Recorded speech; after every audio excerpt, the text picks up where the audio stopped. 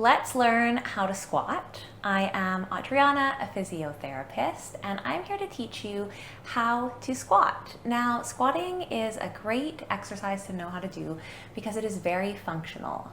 We need to get up and down off the floor or off of chairs or off of a toilet pretty much every day in our life, and so learning how to do that well can be really helpful throughout your whole entire life.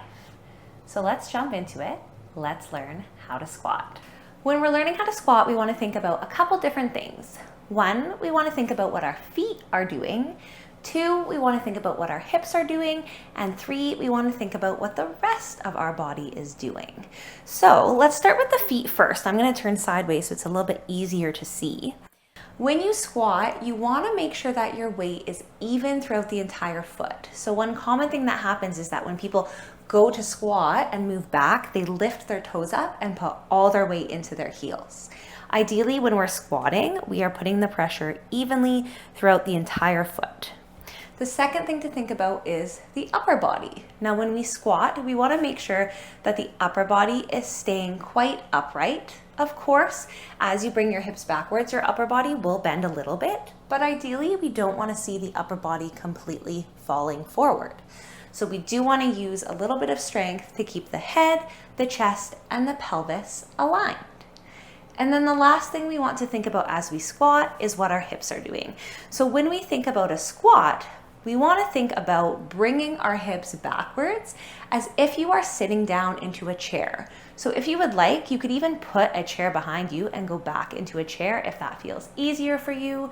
If not, you can just imagine that there's a chair behind you. So for thinking of all of those things, we're going to spread our toes nice and wide. We're going to push our feet down into the ground. We're going to use that resistance in our feet the whole time. So keep those feet muscles active.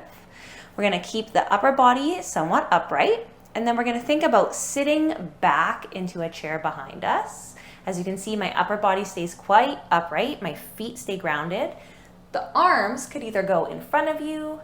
They could go across your chest. Some people like to keep them down at their side. Whatever feels best for you. Let's try a few of those, sinking back as far as feels comfortable, keeping those feet even, keeping that upper body up, just like you're sitting back into a chair. One more. Great. Now, a couple different variations can be done with the squat depending on you and your anatomy. So some people's hips are slightly different.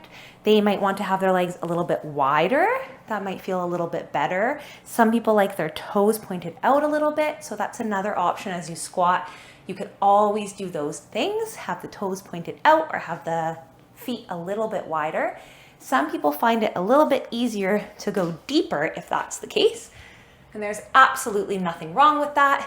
Might just have to do with how your hips are shaped or how much mobility that you have in the ankles. So that's a different variation that you could do. Other people like to keep the feet together or the feet a little bit closer and the feet forward.